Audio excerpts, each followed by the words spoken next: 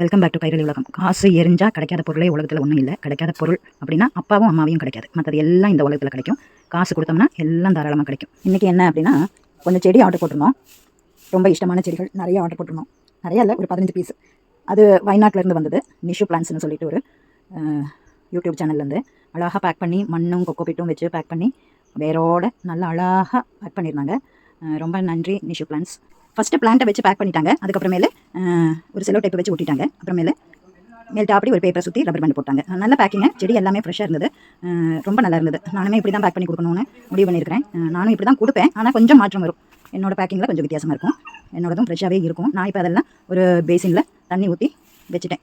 நாளை காலையில் தான் நான் போட்டிங் மிக்ஸில் கொக்கோபிட்டு மணல் இது எல்லாத்தையும் சேர்த்து இது நாளை காலையில் தான் நான் நட்டி வைக்க போகிறேன். வாங்கின பிளான்ட் எல்லாத்தையும் நான் உங்களுக்கு அந்த பிக்சர் அனுப்புகிறேன். Sleeping money plant, black money plant, ரொம்ப சூப்பரான சில எனக்கு பிடிச்ச ஐட்டம்ஸ், எங்கள் வீட்டுக்காருக்கு பிடிச்ச கொஞ்சம் ஐட்டம்ஸ் அதுதான் ஆர்டர் போடுன்னு சொல்லி பன்னீர் ரோஸுக்காக நாங்கள் ஆர்டர் போட்டது.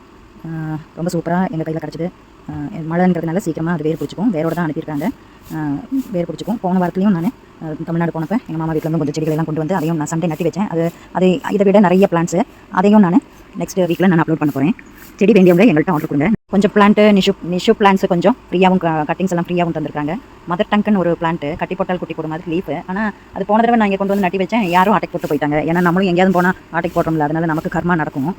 செடி நல்ல ஒரு பாசிட்டிவ் எனர்ஜி, அதெல்லாம் பிளட்லேயே வரணும். செடியை ரசிக்கிறதுக்கும் நேசிக்கிறதுக்கும் அதெல்லாம் பிளட்லேயே வரணும். அது பேரண்ட்ஸ்க்கு அந்த டேஸ்ட் இருந்ததுன்னா பிள்ளைகளுக்கு தானாக வந்துடும். செடி வளர்த்துறது அவ்வளோ ஈஸியான காரியம் இல்லை. நட்டு வளர்த்தி உரம் போட்டு களை பறித்து என்னெல்லாம் வேலை இருக்குது. நன்றி, வணக்கம்.